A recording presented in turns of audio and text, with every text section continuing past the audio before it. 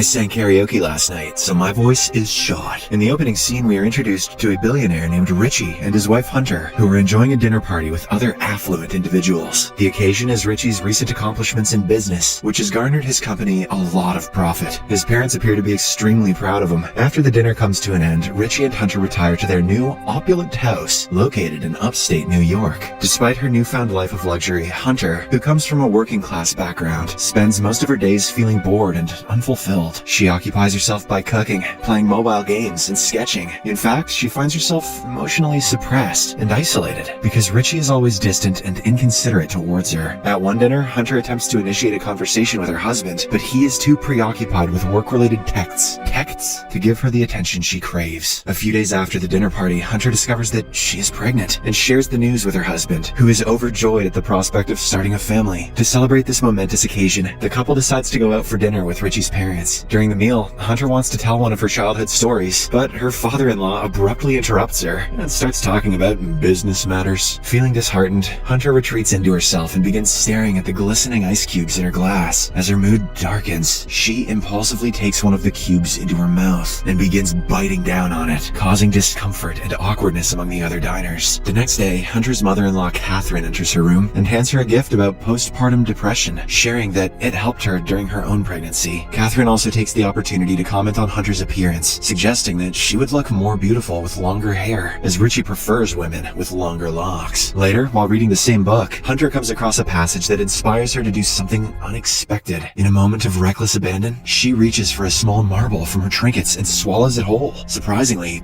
this makes her feel a lot better. Marbles are the new keto. Upon returning home from work, Richie is surprised to find his wife in a good mood. He questions the reason behind her happiness, to which she responds that she did something unexpected that made her proud of herself. However, when Richie inquires further about what it was, Hunter lies and says that it was merely a decision to choose blue curtains. The following morning, as Richie prepares for work, he becomes upset with Hunter after discovering that she has ruined one of his silk ties. Later that day, Hunter is able to pass the small marble she had swallowed earlier, grabbing it from the sink without any signs of disgust. Shortly after, she is summoned by her mother-in-law for a conversation, during which Catherine inquires about Hunter's previous employment before marrying Richie. Hunter admits to having worked in retail, specifically selling toiletries. Hearing this, Catherine mentions that Hunter is a very lucky woman, as she got the chance to marry Richie. She also questions whether Hunter is truly happy or simply putting on a facade. The latter insists that she is indeed happy, despite her expressions suggesting otherwise. One day, while cleaning the house, Hunter comes across a tempting object, a thumbtack, which she decides to swallow. Despite her initial hesitation, Hunter eventually puts the thumbtack in her mouth, only to have her tongue poked. She tries to resist the urge to swallow it, but eventually succumbs to the impulse and ingests the object, feeling a sense of relief. That same evening, Richie returns home with some friends in tow. Hunter intends to greet them at the pool, but the pain caused by the thumbtack suddenly intensifies, prompting her to rush to the bathroom. She excretes the thumbtack, but the ensuing struggle leaves a lot of blood on the toilet seat.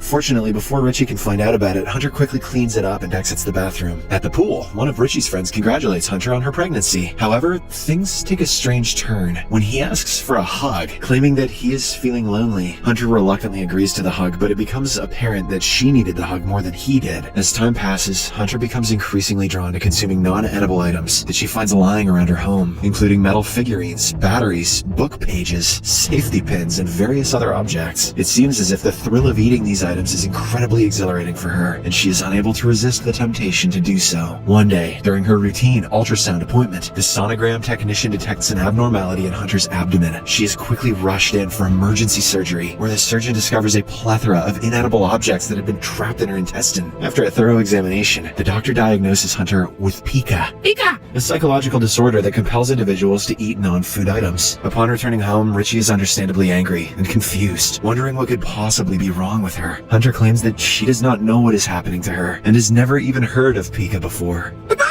Concerned for his wife's well-being, Richie and his parents decide to arrange for Hunter to see a psychiatrist in the city. Initially, they insist on being present during her sessions, until the psychiatrist Alice requests to speak with Hunter alone. During their private conversation, Alice asks Hunter how it makes her feel to swallow these objects, and the latter reveals that she enjoys the feel of their textures in her mouth. Furthermore, Richie hires a Syrian man named Loué to keep a closer eye on his wife while he is at work. Unfortunately, this only serves to frustrate Hunter further. Over the next several days, Hunter becomes increasingly increasingly irritated with Louis's attempts to assist her in the kitchen. He begins to criticize her mental health issues, insinuating that if she had gone through what he had in Syria, she would not have such problems. Furthermore, he even inspects her before allowing her to use the bathroom. However, despite all this, the obsessed hunter still finds a way to swallow non-food items as a form of satisfaction. The scene then shifts to Richie's birthday celebration, a lavish party at their mansion. During the party, Hunter discovers that everyone in attendance is aware of her swallowing problem. She confronts Richie, asking why he told everyone, but he dismisses her, claiming that it is his special day and he does not want her to ruin it. This leaves Hunter feeling hurt and upset. Later that night, as the couple is having coitus, Hunter abruptly stops and demands that Richie apologize before they can continue. During her next therapy session, Hunter shares a deeply personal and traumatic experience. She reveals that she was not raised by her biological father and has never met him, but she keeps a picture of him. Hunter also discloses that she was actually conceived after her mom was forced upon by a stranger. One day, while in the garden, Hunter becomes fixated on the soil, but manages to resist the urge to consume it. However, while washing her hands, she overhears her husband talking to her therapist on the phone. Hunter realizes that Richie has bribed the therapist to reveal what they discussed during her sessions. Alice divulges all the information about her last session with Hunter, including her mother's case. This sends Hunter into a state of panic. As soon as Richie leaves for work, she breaks down in tears. A short while later, Louis walks into the room to check on Hunter, only to discover her under the bed. Feeling bad, he joins her there and gently pats her shoulder, providing a source of comfort and support during this difficult time. In the dead of night, Hunter wakes up from her sleep and notices Louis lying soundly beside her. Her compulsion to swallow inanimate objects once again rises, so she starts scouring the drawers frantically. When nothing comes in sight, she hastily picks up a screwdriver and swallows it. However, this turns out to be a bad decision. As Hunter starts choking, prompting Louis to wake up from his sleep, he immediately dials 911 and rushes her to the hospital. Fortunately, the surgeons are able to extract the swallowed item from her body without harming Hunter or the fetus. That baby is going to grow up to become shoe nice. Following this frightening ordeal, Hunter finds herself under pressure as Richie and his parents coerce her to sign papers, committing her to a psychiatric hospital for 7 months, until she delivers the baby. Although Hunter initially resists, her husband blackmails her by threatening to divorce her if she refuses. This leaves her with no other option but to comply, much to the sympathy of Louis, who is observing everything from nearby. The following day, Hunter packs her belongings and prepares to leave for the psychiatric hospital. But at the last second, she returns to her room, claiming to have forgotten her charger. Surprisingly, Louis meets her inside and encourages her to run through the woods. Hunter obliges, and once she's out of sight, Louis stages her disappearance as an escape. I mean, it was. Hunter manages to hitchhike to a motel, and before entering, she pockets some soil. Later, she calls her husband and confesses that she only got pregnant to make him happy, and that they rushed into things too quickly.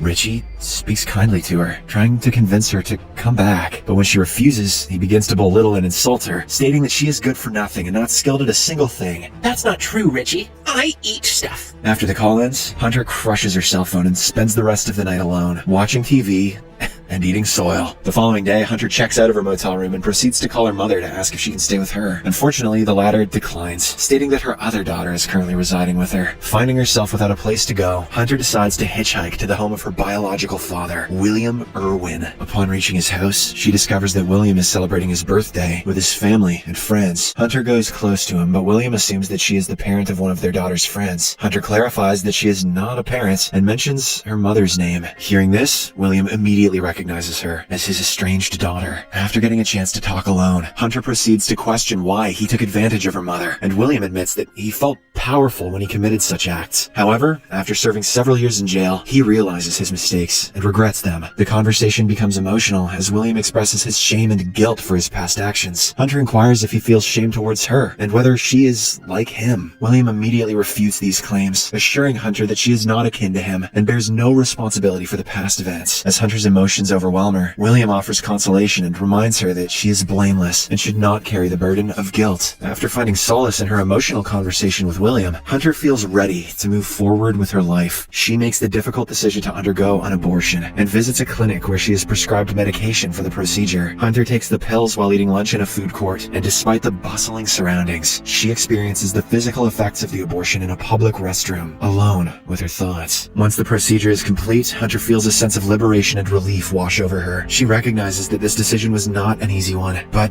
It was the right one for her at this moment in her life. With newfound freedom and a clear head, Hunter sets out to embark on a fresh start, leaving the pain and trauma of her past behind. She will now head to the Toys R Us and eat some Beyblades. Pikachu! Pikachu! Pikachu! Subscribe for more videos like this, turn on notifications, and leave a like to help the channel out. Thank you for watching.